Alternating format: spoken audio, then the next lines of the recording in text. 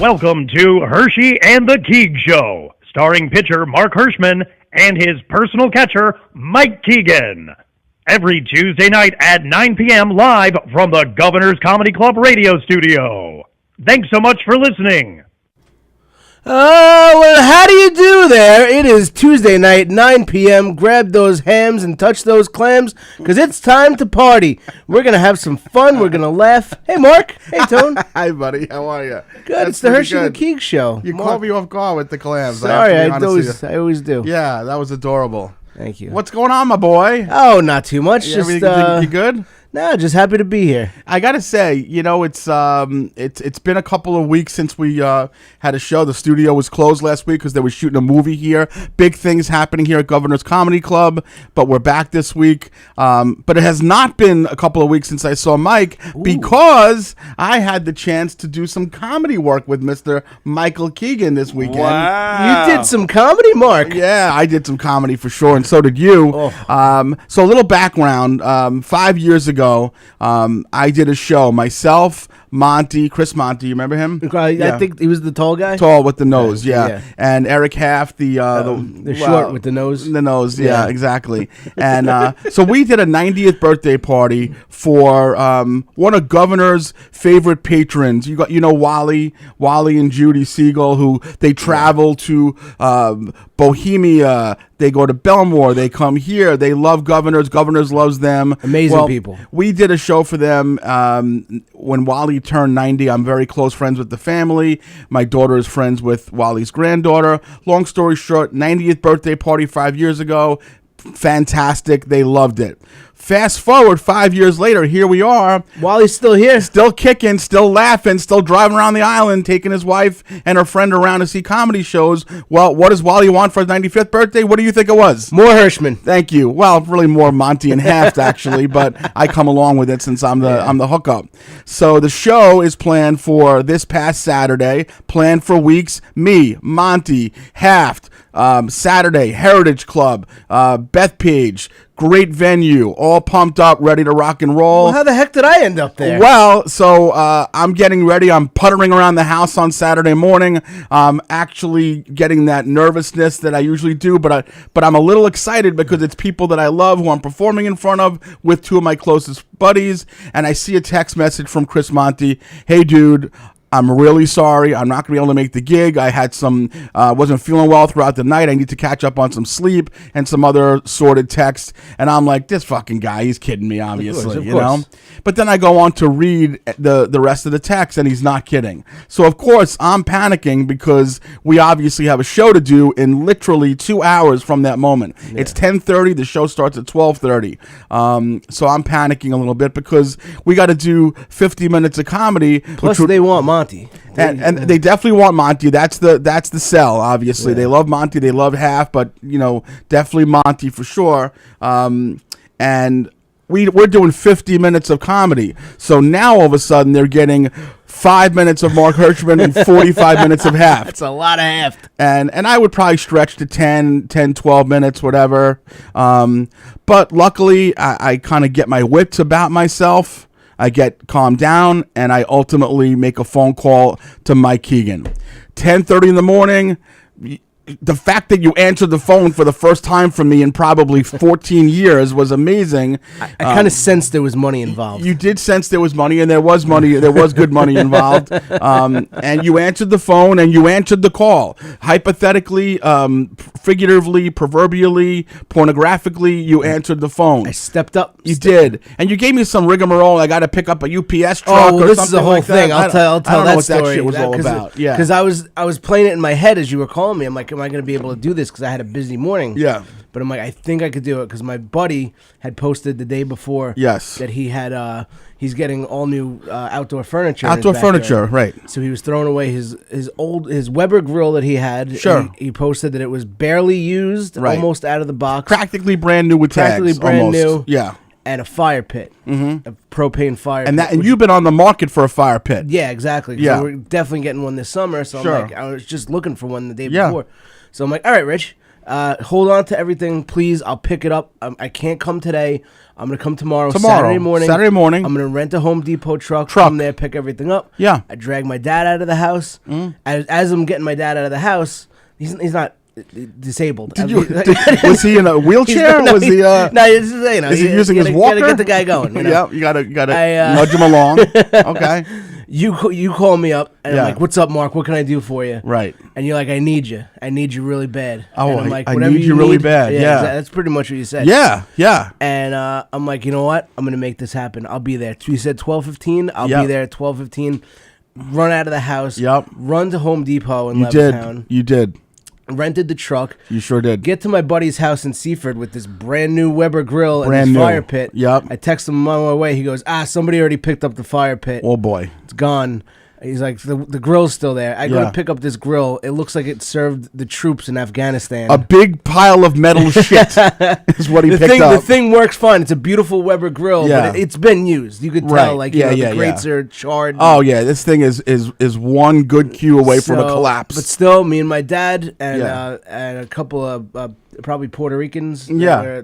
Well, no, that's Carla's relatives. I know they were involved. Yes. No, they were doing landscaping. They were doing landscaping next door to my buddy's house, and they saw me and my dad lifting the grill in the Home Depot truck. So they helped us up with it. So we tipped them a few bucks. Oh, good. And they're good ones. Yeah. And get the truck, drop the grill off. We have a guest coming on, so can you not lose the guest before we even have the guest? Gotcha. Go ahead. So they get the grill onto the truck. Drop it off at the house. Sure. Hop in my car. Yeah. We returned the truck to Home Depot. I made it to Bethpage Golf Course. 12:14. I got there. Dude, you were there. You were ready to go. The show started plenty of time. I think we really didn't start till probably 1. We gave him time to eat. I'd say we gave him a good solid. Probably hour, honestly. We went a little over the 50 minutes, but they were loving it. What a great crowd. So what happened was we went over a little bit with the show, and then the family, everyone and their mother literally wanted to give a speech. Exactly. So we had people doing street jokes. We had Wally got up and told an age joke. So Wally told a great joke. Judy came up and spoke. My friend Lori, her sister, her brother, brother-in-law came up and told a joke that I'm still trying to figure out. I don't understand the punch on that one. There was a thing there. But ultimately, I tell you, out of everybody, he made me kind of tear up a little bit. Yeah. Because the joke was that bad. No. He was very, very heartfelt. Listen, the words that he said. I've gotten texts from Lori that day, the next day, and the day after. It couldn't have gone better. Really, we hit a home run. It couldn't have gone better, just on a number of fronts. There was more love in that room because, as I said that day, and I truly mean it, this was not just a typical 95th birthday party. Not that there is such a thing, but ultimately, it wasn't a bunch of people just getting there because Wally was 95. It was because Wally was 95. On last week, and he's an amazing dude, and he's a great guy, and he's an amazing dude. Still with it, and youthful for a 95-year-old, and sweet and kind, and Judy's the same. And listen, and they didn't miss Monty. I'll tell you that much. No, and luckily, listen, you did a great job. You brought it. I told him. I said, freaking the 95-year-old guy made it, and Monty can't come here because he's got a tummy ache. Exactly. You killed it. I started off the show on fire. You were great. You were friggin' great. Fire. You were roasting people. Hey, hi, got you. Boom, boom, telling boom. the jokes that were hitting. Bing. Yeah. Because I thought it was going to start off a little bit slower. You got them right away. Right. Got him. Boom, even boom. These guys will laugh at anything. Right. But yes, of course. No, but it was great. Yeah. It went a little long, though. A little long, but that's, when he felt like he was losing them after 4 or 5 minutes, he just stretched. He just kept on stretching. Exactly. But all kidding aside, it was a wonderful night. It was an honor for all of us to be part of it. Yeah, and they're part of the governor's family, so it's just good. They are part of the governor's family, and so we just wanted to start by that. But I don't even know how much. We didn't really get much of a chance to announce to our people about our guest. I might have thrown it up on Facebook today and Twitter really quick. But with the announcement yesterday of Yankee legend announcer John Sterling stepping down, I wanted to have someone who has some familiarity with John, personal stories, personal experiences. I wanted to punch up someone who had some knowledge of John, and I do know Peter Schwartz from the neighborhood, and we've had some back and forth, and I've wanted him to have him on the show, and you mentioned you did too. And this is the perfect time. Perfect time. So I reached out to Peter Schwartz, and he decided he was going to come on tonight. I appreciate it. So with no further ado, you have him up there, Peter Schwartz from, oh my goodness, let's see, WFAN anchor, WCBS 880 anchor, the Long Island Ducks PA announcer, father of Jared and Bradley, husband of Cheryl. Anything else you want to talk about, Peter, as far as who you are and what you do, my friend? Well, first of all, thank you for having me on the show. And literally, when I wake up in the morning, I do two things when I wake up in the morning. I check my calendar to make sure I know where I'm working that day. Right.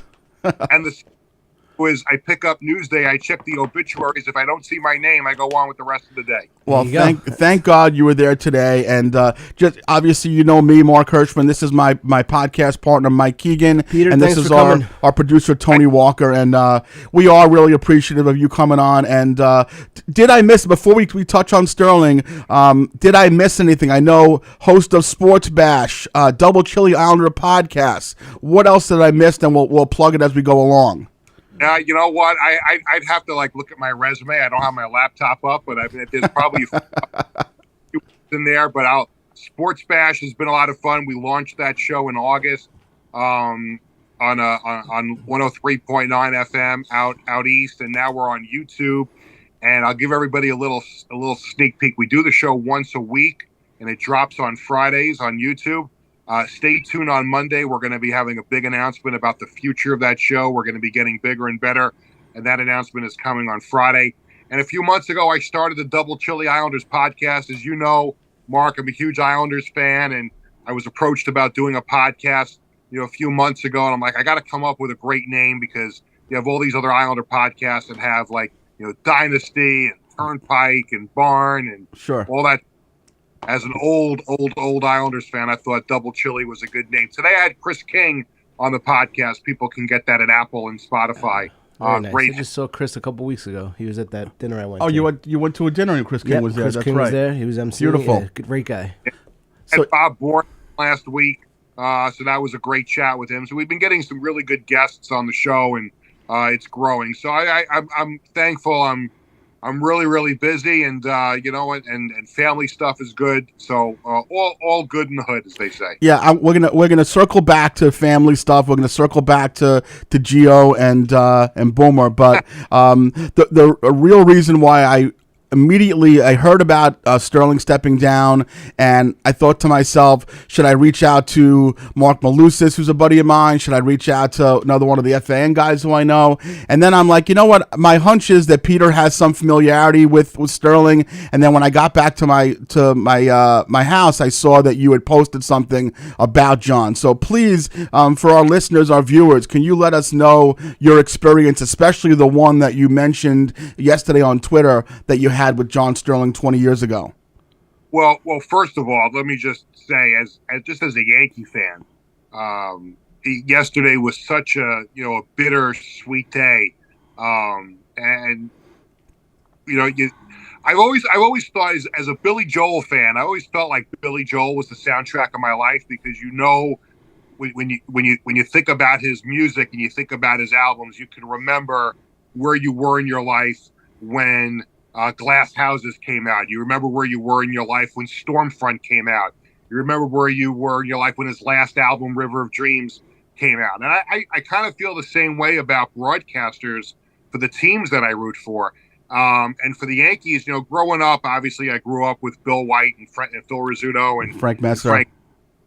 After I graduated from college in 1989, John Sterling became the Yankees broadcaster. That year, came from Atlanta. He's a New York guy. He actually did 3 years of Islanders on the radio. I don't know if you guys knew that. Absolutely. But, yep. Brendan Burke last night on the Islanders telecast paid homage to John by calling the fourth Islander goal like John Sterling did back in the day. Yes, sir. How great was that? Islanders goal, yeah. I almost fell off my couch at home.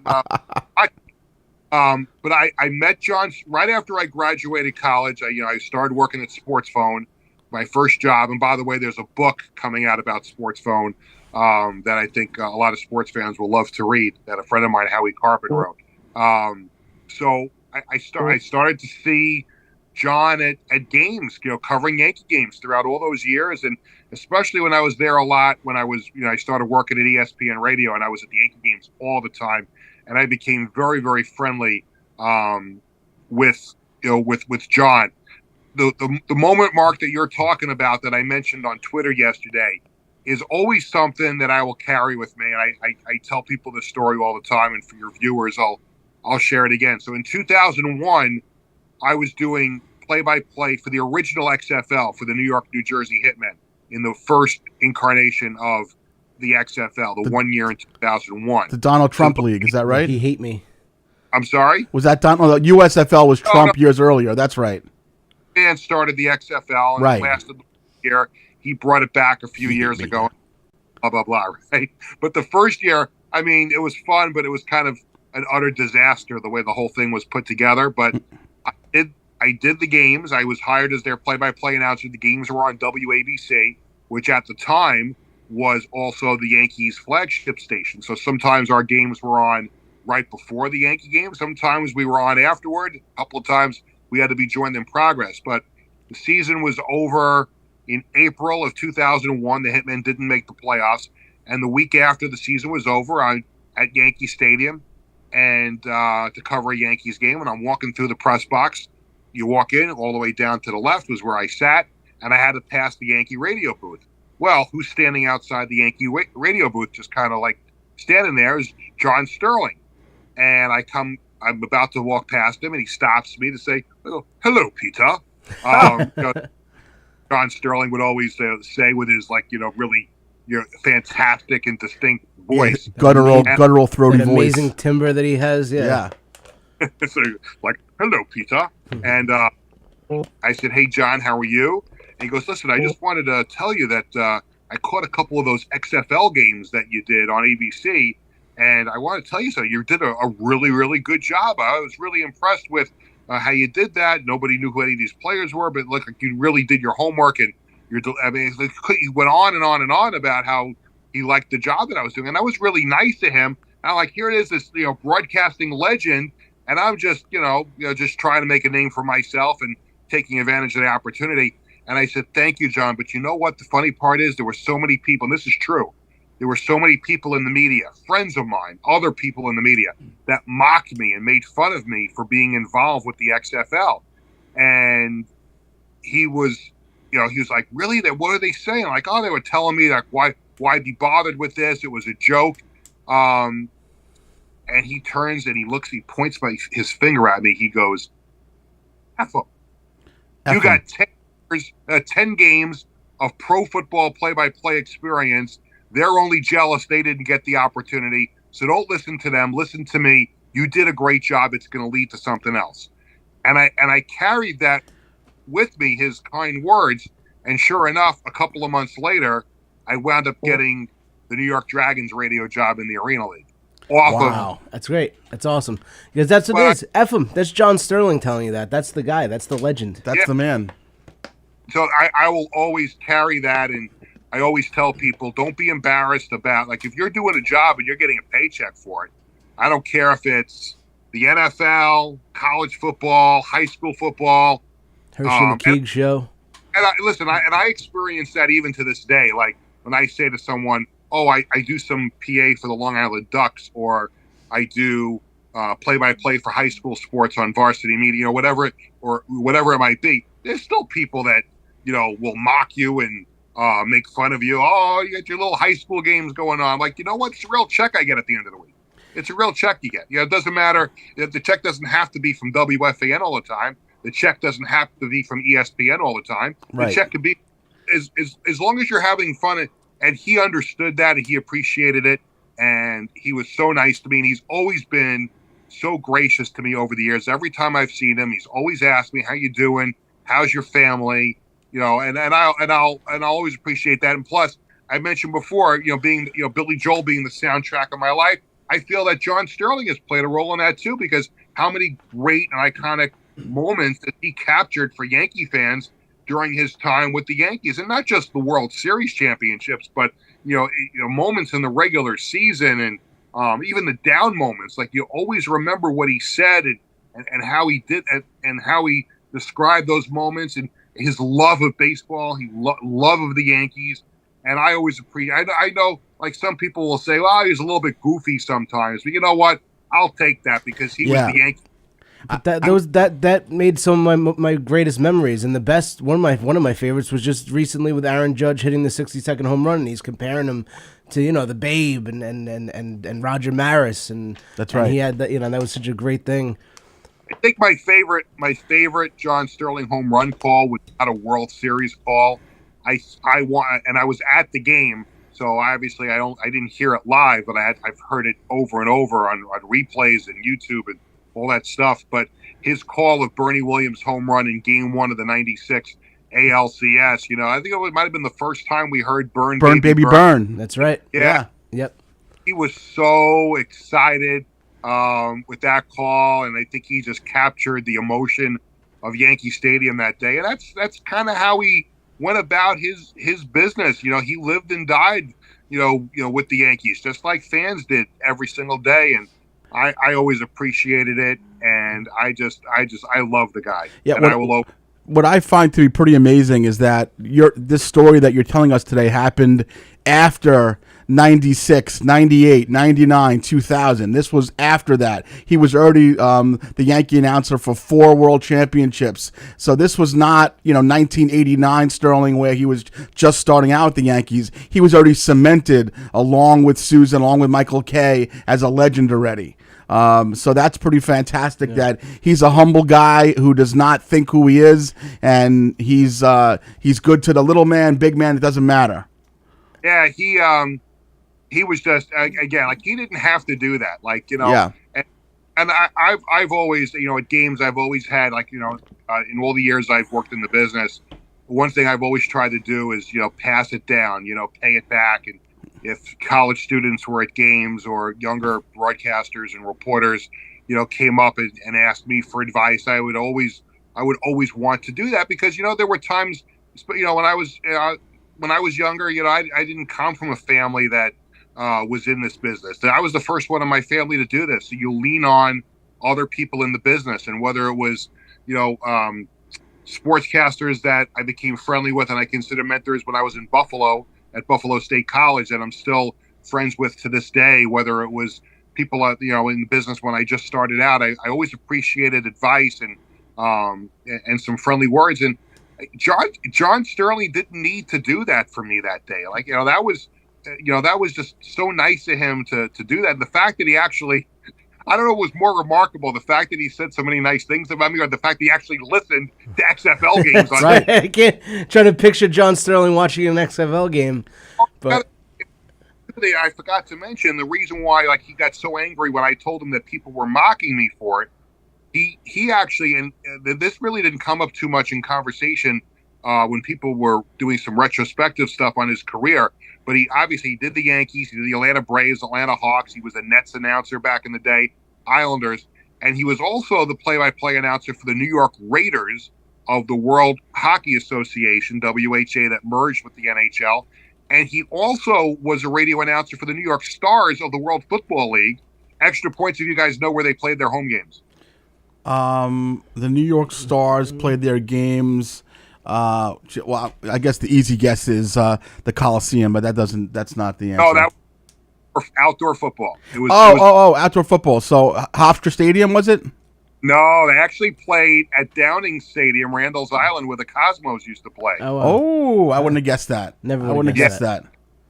He did those games too, so I guess that's why he was. I didn't know the sport. So. For the XFL, because he got his start doing, these Fakakta World Football League games. Okay.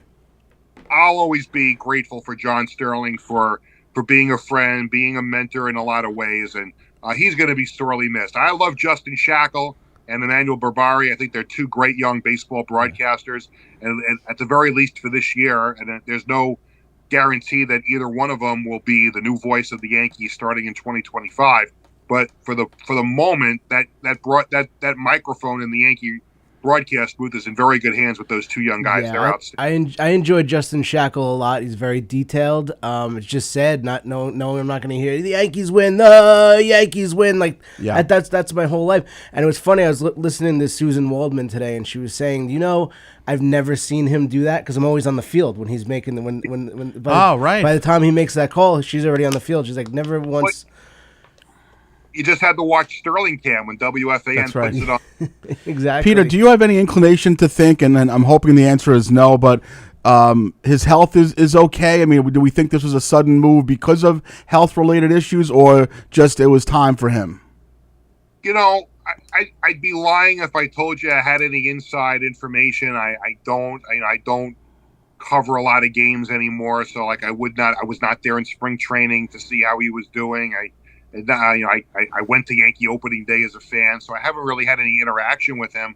But obviously, it's no secret he had some health issues the last couple of years, and I guess his intent was to have a reduced schedule this year. And I guess he felt he'd had enough, and was. He even said on FAN yesterday they had him on in the afternoon with Evan and Tiki that he just didn't want to do it anymore. He got to the point, and FAN tried to get him to stay on, maybe just do home games, and he said, "Well, I just don't want to do it anymore." And I think also in his mind he felt maybe it's just time. 85 years old. I mean, he's entitled. Because he did say, he goes, my kids told me, Dad, I could have dinner with you every night now. Right. And I could be home and not have to worry about getting to the stadium in the afternoon. That's right. Yeah. Danny, he was joking about watching all the Yankee games on TV or listening on the radio. He's going to learn how to use the MLB package. Nice. Other games, the thing we've known from his run as Yankee broadcaster, John Sterling loves baseball. He can tell great stories about years gone by, and I do hope that whether it's FAN or you guys or my show Sports Bash, I hope John is going to be a resource for great stories for many, many years to come. It'll probably be us before anything. Yeah. We were talking about it before the show. I'm just hoping, when Vin Scully stepped down, he wasn't around for much longer than that. So hopefully, John's got several years left where he can still be a pioneer for the game, because his voice should be heard. It is a beautiful voice, figuratively and literally, and hopefully he's around for a long time to come. And absolutely, and I do hope that the Yankees, they're going to honor him on Saturday, and I'm sure he'll throw out the first ball. I'll be there. You going? Yeah, I'm going to the game. Yeah. I don't know if I told you this, by the way. I don't know if I told you this either, but I was driving Max to school early on Monday morning. I dropped him off. He skipped first period. He said he wanted to sleep, and I made one phone call to Box Office Blitz number, and Al Dukes answers the phone, and I won the Box Office Blitz on Monday for April 20th game. And it just so happens at the time it was just Aaron Judge bobblehead day, but now it's also Sterling Day. So I'm going on Saturday with Max. Excellent. And I hope you have a great time. And if you can steal an extra bobblehead for me, see if you can, find an extra one there, because I can't make it on Saturday. Hope, I know the Yankees are going to have planned some special things for him on Saturday. Yeah. I do hope somewhere down the road. I don't know when it's going to be. Maybe it's going to be Saturday. Who knows if the Yankees have anything up their sleeves? But I do hope at some point that John Sterling is immortalized in Monument Park. I do hope while he's alive, and hopefully he lives another 100 years, they plaque in Monument Park, because he deserves to be there. He's a Yankee through and through, and I do hope the Yankees do find it in their hearts to give him another day somewhere down the road and give him a plaque in Monument Park. Yeah, I'm sure they Bravo, will. for sure. Yeah, I want to just touch, before I want to talk about your son and his college career upcoming, but you did hit on something a couple of minutes ago, and it's the second time that I've heard this in 2 weeks. I actually spent Easter Sunday with a family friend who you may know. Are you familiar with Jimmy Traina? You know who Jimmy Traina is? I've met him once before, I think. So, I would.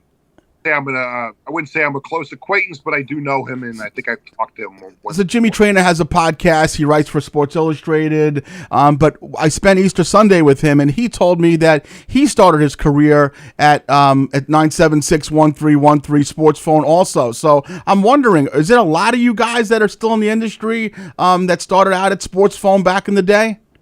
Yeah, I mean, it's and again, I want to plug my friend Howie Carpen's book that's coming out, which I'm looking forward to reading because he interviewed me for the book. So I'm looking forward. I don't know if there's a whole chapter about me, but I'm looking forward to seeing how that came out. But yeah, there's a laundry list of people who came through Sports Phone. I remember back in the day, before the internet and before the scroll across ESPN. Oh yeah.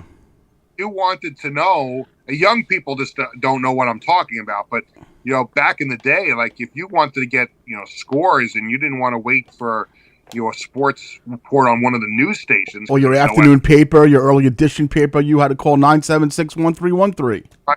976-1313. You got the scores, and if the overflow scores were on 976-2525. That's right. Oh my God. My first job out of college. I mean, it was great. It was so much fun. And listen, I grew up, my parents a lot of times wouldn't let me stay up late to watch, the Yankees were playing in Seattle, and I couldn't stay up. And I'd wake up in the morning, and the first thing I do before having breakfast was I called. I didn't have my parents didn't know I was doing this, but I was calling Sports Phone to get the score. And I just thought it was a phone call. Like I didn't know you had to pay extra money for that. And if I heard the Yankees lost, I'm like, did I hear that correctly? Let me call Sports Phone back. And my mom would come to me like, what is this 976-1313 that's coming up on the phone bill? And I had to call Sports Phone. If you don't let me stay up to watch the Yankees, I got to know what the score of the game is. It's amazing. Yeah. So if you think about New York sports, Michael Kay worked there. Pretty sure Howie Rose worked there as well. Myself, Howie Carpen, who went on to, work in sports radio, works at Sirius XM. He's an official scorer at Yankees and Mets games right now. Al Troutwig is a Sports Phone My mom alum, graduated with him. Oh wow. Yeah. broadcaster. You remember Jim Cerny, who was an Islander broadcaster. Of course. That worked at Sports Phone. Don LaGreca. Wow. Gordon Damer, who works at ESPN also. Jeez Louise, I brought up a whole big thing Yeah, here. exactly. Look at this. Yeah, you cracked the code. And I know that I'm missing a few. But yeah, I mean, it was a breeding ground. If you were starting out in the business, I mean, you're doing updates like now, like I do updates at FAN and what's now Infinity Sports Network that used to be CBS Sports Radio. I got my start doing Sports Phone and getting a million scores in 60 seconds. Like you learn the flow of it, and I covered games for the first time because of Sports Phone. So it was a great first job, and it was ahead of its time. But now now you get your scores on your phone. You get your scores so easily. Yeah, there wouldn't be a place for it today. Yeah, so I as a child, my father, may he rest in peace, was a sports junkie like myself, but he also raised me to love horse racing. So I was there was a 976 for horse racing also, and my mother used to get pissed at the both of us. So I would be 11 years old, and she'd be like, "What the fuck is this?" And it would be it would be Sports Phone, it would be horse racing, it would be the OTB betting network thing. So I don't know, cool way to grow up for sure. Yeah, Sports Phone was owned by this company called Phone Programs. That was the parent company of Sports Phone. And like you said, in addition to Sports Phone, they had a whole bunch of these other, phone numbers to call for that you can call for your horoscope. There was some adult type. Oh, yes, I forgot about that. Yeah. That was my first 3 girlfriends. That's right. A big number, a big thing part of that company was the wrestling lines. They used to have this guy, Blackjack Brown. I don't know if you remember that name. Yes, of course. Do this wrestling line, and when there was a pay-per-view, he would give the results as they were going on. He used to be in the studio right in our building, right next to Sports Phone, and when he wasn't there, or if there was another open studio. When I started working there in May of 1989. When I graduated, we were still in Manhattan, and we moved out to Elmont, right next to the Belmont Park stables on Elmont Road. Yep. And so on a Saturday night, there was Sports Phone, and there was the wrestling, and then there was an empty studio. And the empty studio had a window where you could look out the window across Elmont Road to the stables of Belmont Park. Yeah, Gate 6, right in the back of Belmont. Yep. Right. Along Elmont Road, right off of Hempstead Turnpike. So I remember when I started working there, like when we started working out of the Elmont studios, a couple of months in on a Saturday night, because I was still part-time there at the time, and all of a sudden there's like a knock at the front door of the building, and we go to enter it, and a whole bunch of police officers come in. Like, what's going on? Right. And they go, there's a window that looks out to Elmont Road, and the police come in, and they go into this empty studio, and they're doing a stakeout through the window across the street, watching a drug deal go down. Wow. Oh, yes. And that was their every Saturday night they would come into that empty studio and look out the window, waiting for something to go down right across the street. So that was part of the excitement of working at Sports Phone on Saturday nights. So there's a lot going Peter on. Peter was a young narc as well as being on Sports Phone as well. That's phenomenal. It was fun. I couldn't have asked for a better first job in the business. It's just phenomenal. Speaking of first jobs, before we let you go, I really want you to just touch on, because I thought it was so amazing, and I've met your youngest son. I know Max played against him in football, but I never met Bradley, who recently on the air on the Boomer and Geo show committed to his college choice, which is he's going to be a long snapper, Division I college, LIU Post, and Cheryl was on, your wife, your two kids, yourself. What an incredible thing to watch. Can you just tell us real quick about that experience and how excited you are for your son and Cheryl and so forth?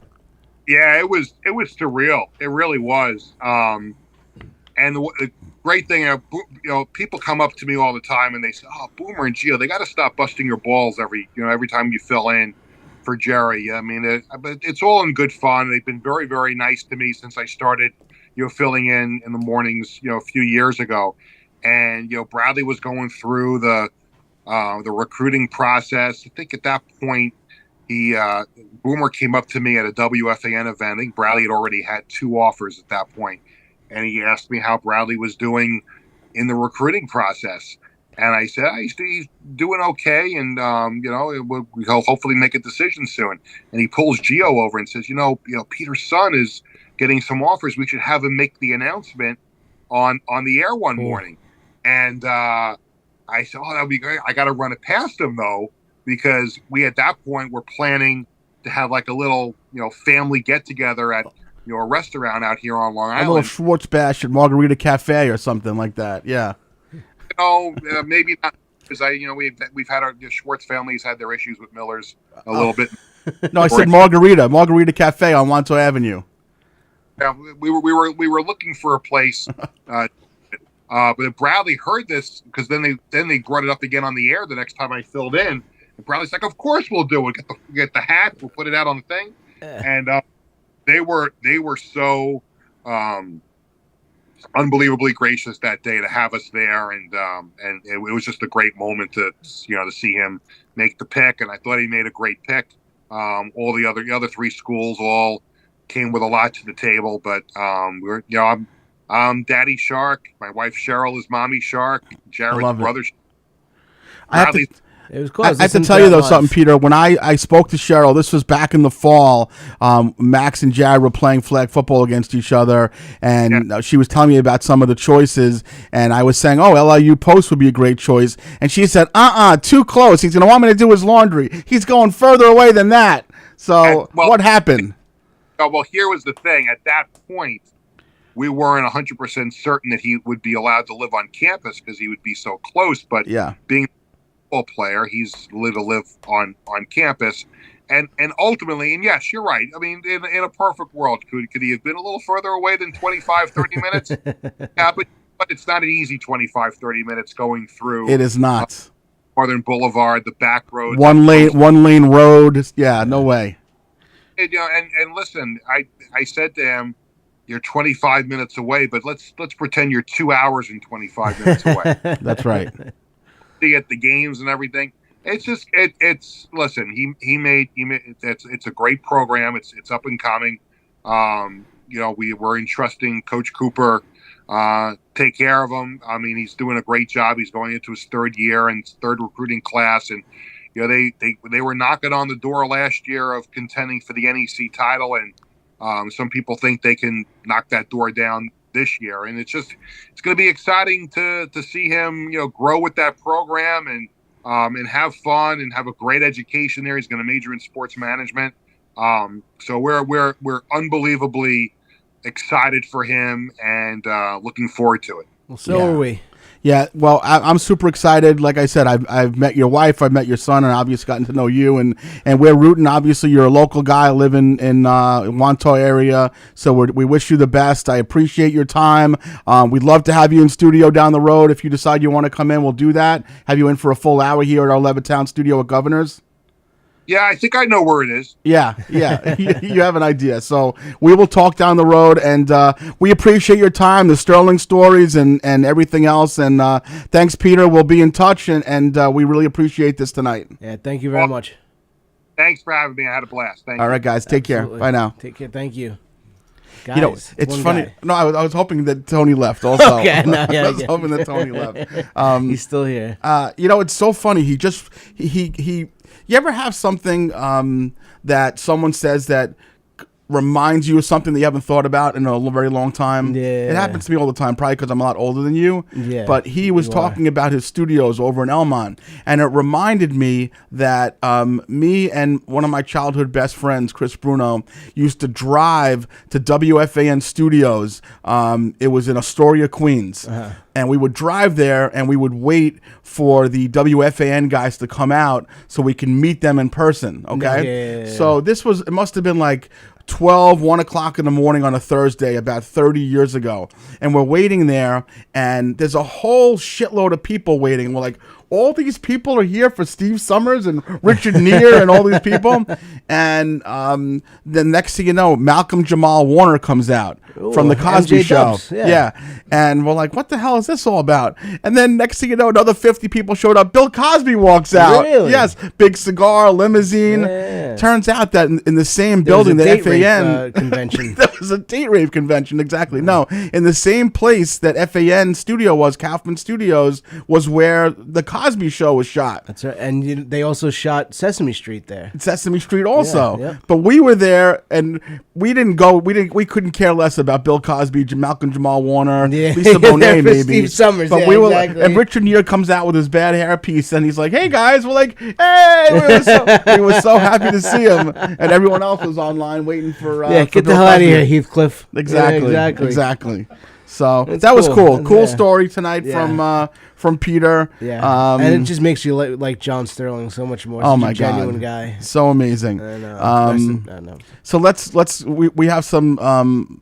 It's so funny. We managed to hold ourselves together from our disgusting, awful stories we want to tell when we have a guest on like that. Right, exactly. But we do have a few things that we wanted to talk about. The one thing that I wanted to mention, by the way, was that I went to the Met game this weekend to see the Gooden ceremony. Oh, you were there for that. I last minute, I found two tickets for $36 with fees. Nice, I yeah. took Max to the ceremony, and as we were walking up to get online to go into the stadium, Max was like, "Oh, I wonder if Frank the Tank will be here."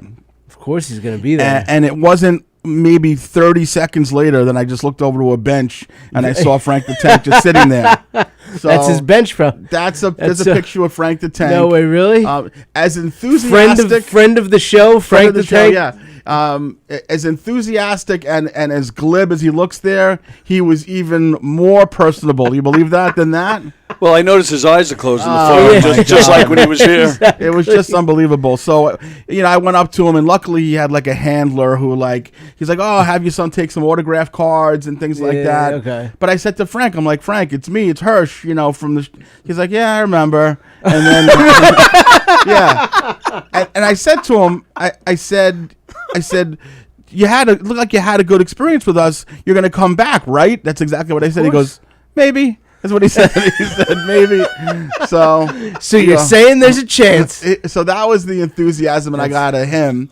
That was really that's amazing. It wasn't much. Was there like a crowd around him? Yeah, he had a couple of handlers, but whenever someone walked past, they recognized him. You know what I mean? Exactly. They definitely they recognized him, and they recognized him from our show. I had a Herschy and the Keegs sweatshirt on, and so did Maxie, and he just didn't care. He did at not all. give. No, he didn't care.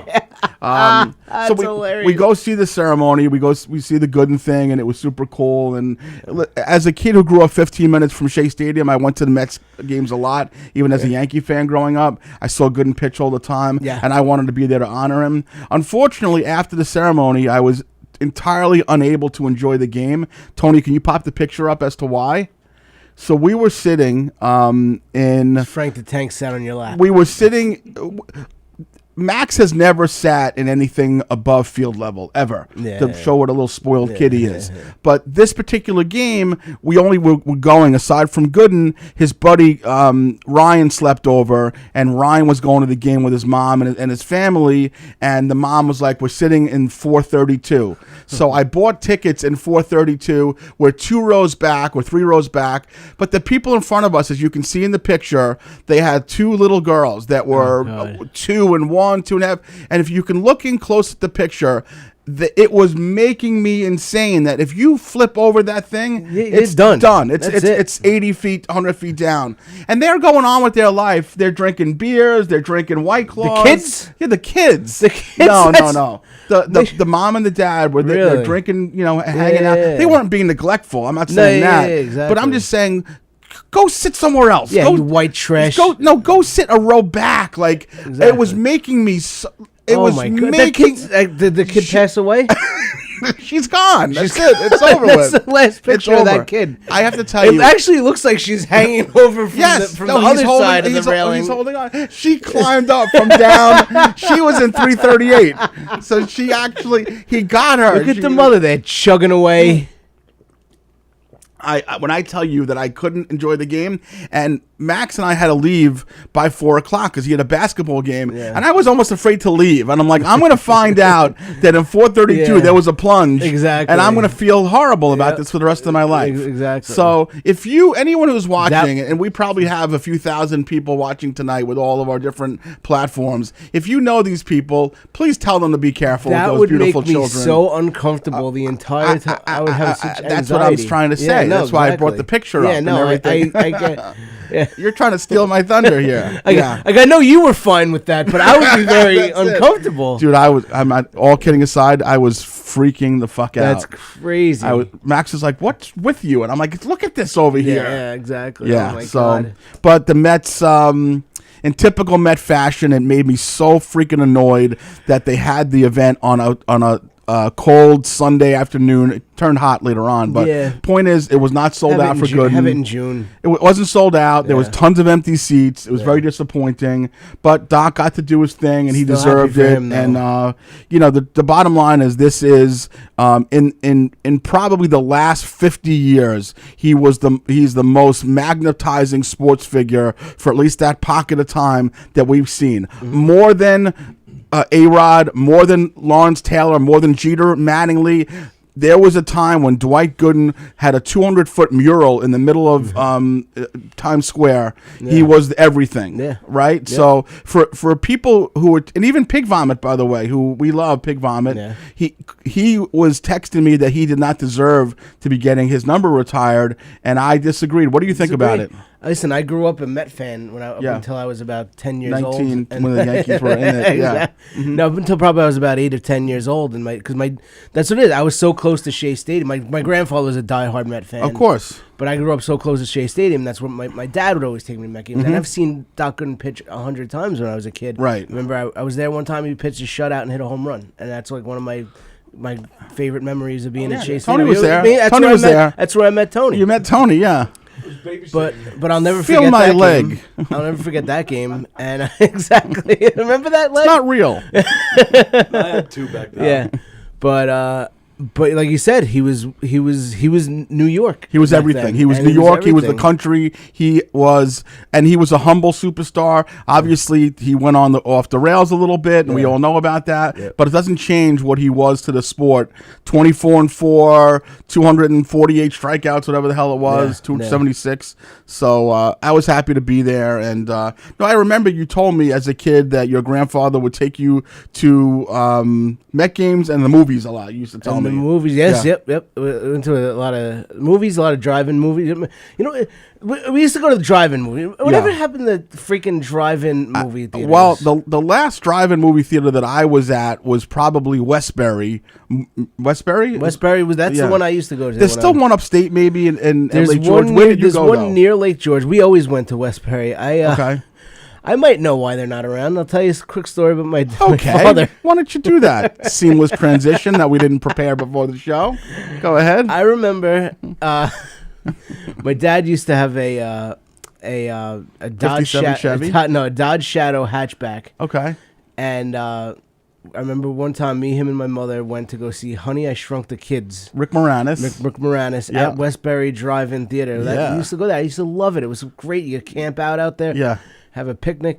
My dad, very frugal, would hide in the trunk of the hatchback, and my mother would drive in. My mother would drive into the movie theater. I would be in the back seat. My dad would hide himself in the trunk so that he didn't have to pay to get into the drive-in movie theater. Your dad, who not a tiny man, Yeah, obviously. yeah, he's not a huge guy. No, but he's a grown man. He's a grown man. He's not a child. He's not a dwarf. He's not a dwarf. He's not a Lilliputian. Exactly. But he would, to save, what take us back then, $6? I don't even know. 1992. But to save a few bucks, because you pay per person, not by per car. Oh, I don't think then. that still happens now. That now they got to do per car because Right. you got people like my dad, Yeah. smuggling themselves into like he's crossing the border. They should do it where they have like those truck stops so you can weigh the car. Like you pull up, it's like a 2-door Honda Accord. It's an extra 175 pounds. It's not accounted Let's see, for. this car is 28,000 pounds. Why is that? But my dad, and what was he? Probably 40 then. Yeah, but He's your a dad was grown probably man 6 foot tall, 180 pound, 200 Yeah. pound, whatever, like a regular sized guy. Crouching in the trunk of his own car, so he didn't have to pay Crouching to, Dragon, Hidden Tiger. so he didn't have to Your pay dad to was- get into a drive-in movie theater. Wow. And you know what? That's probably why they went by the wayside. People like my dad. Your dad is probably the reason why. Yeah. Well, back in those days too, you could. That was before the speaker. That was when you could tune into the radio Yeah, station. yeah. So you could actually, depending on what, because they had a few different screens there at Westbury. That's right. Yeah. That's right. So the But back to back though, right? It would be like Yeah. Yeah. Yes. Yeah. So, but you could park on Caniac Rock Road and see the screen off in the distance and still pick up the radio signal. So, we there you used go. that all the time. You just watch Dirty movies for free. Fucking bastard, Tony. Oh, My, yeah. my dad's listening right now. He's like, "Why didn't I fucking know that?" Why is Mike telling them this? or that. Yeah. But That's incredible. So I have I miss those drive-in movies. so this just did jar in my mind the last time I was at a drive-in theater. This is not a joke. This is a true story. I've told you my exploits that I've been with Stacy now since I was 22. I've been with one woman the whole time, but previous to that, when I was 18, 19, 20, I was a camp counselor. And my buddy Oates, who's probably listening right now, will attest to the fact that Hersh always got the good-looking broad in camp every year, okay? right. And I'll be the first to admit that I've always what's the expression? You should, outkicked your coverage. I've always outkicked my coverage. From a look standpoint, Stacy, when I started dating her, still obviously a very attractive woman. Yeah. So I was me. You then. overshot your load. Yeah. So, but in camp, it would be that every summer. So we were at the Westbury Music Fair at a drive-in movie. We were seeing the movie Mask, not with Not the Jim Carrey mask. no, the Jim Carrey. Oh, it mask. was the Jim Carrey mask. No, it was not. The Rocky Dennis. No, it was not Rocky freak Dennis. show mask. It wasn't Gar. Scarred me as a child. No, it wasn't Eric Stoltz. Yeah. It was the Jim Carrey Okay. one. And I'm not going to mention names because I am friends with some of these girls still on Facebook. But there was one girl that particular night who I had never hooked up with before, never hooked up with after. But she started kissing me that night right by my car. I'll never forget. And I was like, oh my God, like what is this all about? And then I remember after that, like the next day at camp, and subsequently after that, trying to like call her to go out and stuff like that. Nothing. She totally ghosted me. And it turns out that the reason why she did it was just to piss off another girl that I used to go out with. Really? And that was it. And I was used. You were used like meat. a piece of meat. Just piece of Jewish Like a kosher piece of- meat. like a piece Salt of or brisket. pastrami. A piece of shitty brisket I was. But my I got my God, money's poor worth one. that night, though. I will That's say right. that. That's yeah. right. Hey. That's like a scene. That's like a scene from Grease. I think I was my covered God, in grease. Sandy. Oh God, you're kissing me and that other Kissing girl's over me there. hey. Sandra D. Hey, I must have been 19 years old probably, and she was like 11 or 12. But it doesn't matter. It doesn't You know what? That's it. But that's another thing Yeah. that kids don't get to see. Oates is listening, and he knows exactly what I'm talking about. By the way, so Yeah. thank you, Oates, for believing me. Everyone enjoyed drive-in movies. There's Yeah, no reason they should have gone away. but I never went since then because it left a little mark. Did you? Yeah. Yeah. A little mark. Yeah, it left a little mark. Imagine that. So you were conceived in a drive-through. That's what she said. She goes, "Oh no, I left little mark over there." That's why she never went back to him. Right. There it You is. were conceived at the Westbury Drive-In Movie Fair. A little mark. Oh God! Speaking of leaving a little mark. Oh boy! Oh God! I was just I think about my pop once in a while. I don't know if have I mentioned him on the show before. Just once earlier with. Have I mentioned him over the past 2 years at all? My dad or no? I was Max was studying for a science test the other day, and I remember thinking when I was a kid, and if I was studying something in science or biology, my father would always pull out the joke. He would say, "Well, how do you make a hormone?" And he would say, "You punch her in the stomach." Classy guy. How do you make a hormone? You punch her in the stomach. That was my father's biology lesson. Oh my goodness. Yeah. What do you think of that? Papa Herschy. Yeah, man, he was the best. He was the best. How's Barbie doll doing? Barbie doll's doing good. She's good. good. I snuck over some stuff. Her favorite snack, which when her helper finds out that I leave it for her, she gets mad because it's a lot of sugar. But my mother loves these. They're called. Are they called elephant peanuts? They're like orange. Oh yeah. I love those things. Yeah, I mean they're not exactly circus peanuts. Yeah, elephant but it's peanuts. not like you can. You have a bag of elephant nuts for my mother, please.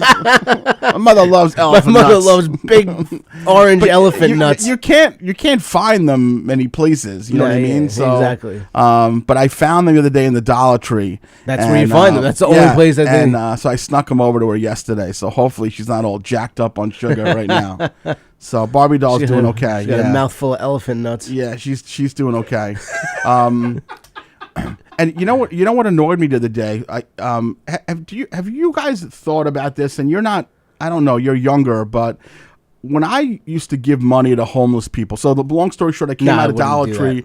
There was a homeless guy out there, and I gave him a couple of bucks, and he just barely even gave me a head nod. Really? Nothing. I would take it right back. And when I was younger, in 20s and 30s, if you gave homeless people anything, God bless you, son. Yeah. I love you. They'll do a little tap dance. Yeah.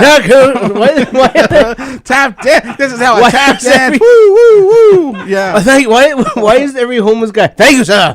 That's I tap dance and I look to fly the away. racist crows from Dumbo. I will tell you that, God, I mean, you probably don't remember, but in the old Yankee Stadium, Thank you kindly, sir. In order to get to the bat, you had to walk through a tunnel to get there, okay? Yeah. And you'd park in one lot, and then you'd have to walk across this, basically like an indoor tunnel type of thing.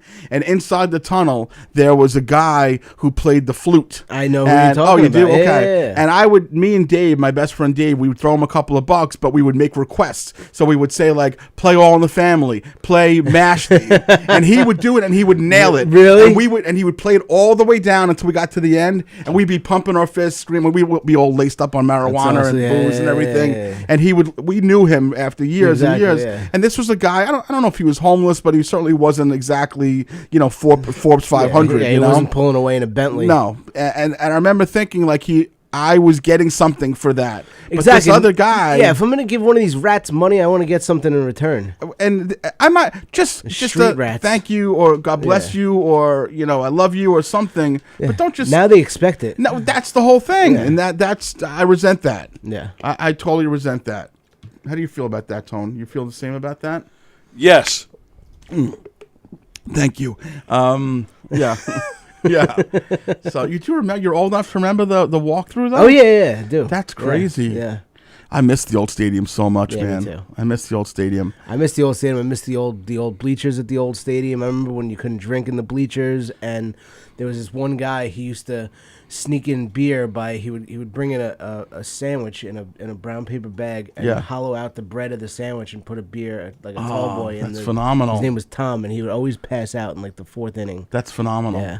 Well, so when I started going to the bleachers, I was a bleacher creature, like in the late 80s, early 90s, and the Yankees were not good. Yeah.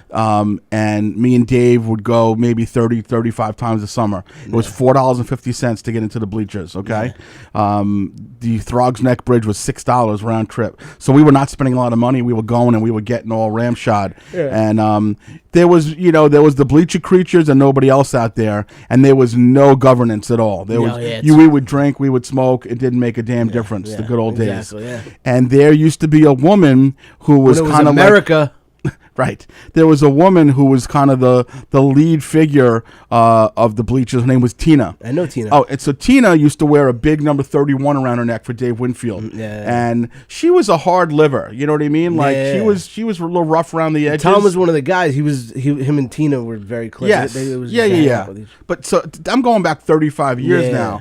And the other day I was driving and I heard what's his name? Keith. What's the guy who does Hernandez. FAN? No, the guy Keith McPherson. Keith McPherson, and he said, "I just wanted to. We have a guest on or a call in, and it's the Queen of the Bleachers, Tina. Really? So she's still kicking. Wow, she's that's still great. Kicking. Because I was sitting in the bleachers a lot, probably 95 to probably 96 to 98 during the wins. During the good years. But I remember Tina from sitting over there. I would always That's sit crazy. in that section of the bleachers. Yeah, so I actually have it on. I taped it the other day. I listened to it and I taped cool. it, and it was very nostalgic for me. So I will be going back to the Yankee Stadium on Saturday. Max and I won those seats, box office splits. I'll be sitting in field level, right behind third base. On the arm, courtesy of WFAN Radio. The seats were, I'm sitting in the Jimmy John seats. Nice. Isn't that interesting? Yes. Excellent. Thank you very much. No hot food, obviously. And that's what I have coming up this weekend. The show is coming to an end. What do you have coming up, Mikey boy? The big one's going to be June 21st. We're trying to push those tickets at the brokerage. Okay. Excellent. Mike Keegan and friends at the brokerage, Love June it. 21st. Perfect. This weekend, I think I'm in Jersey or something, and it's all up on my Facebook page. But Taylor House Brewing. Taylor House Brewing in Beautiful. Jersey. Okay. And, but yeah, come get those June 21st tickets. And, June 21st is big. Okay. Anthony, what do you have coming up with the Magical Mystery Tour? You could see us tomorrow night. That meatball place in Patchogue will be performing one of our fun murder mysteries. So I have a lot of Suffolk County people. They know the meatball place. They've been there. There's no reason why they can't go out to see Tony, Jeff Bosey, I'm sure. Correct. And some other really wonderful characters. Julie Carrion, who plays in the club sometimes. Good. She's in it now. Awesome. Yeah, it's a fun night. And I do want to say hi to Charlie Blakeman and Pete Siegel, two of my friends. Hey, Charlie and Pete. Them right now. What's up, buddies? Guys. They're listening. Yeah. They've been having a lot of fun on the Facebook feed. Yes. What's up, boys? Thanks for listening. Appreciate it. That's Chuck Yeager and Petey the Jew. Love it. So. Love you guys. Thank you for listening. Listen, great show. Another one. Hit it out of the park, if we must be so humble. Thank you guys for listening. Share the show. Follow. And we will see you guys next week. We love you. Love you. Ciao.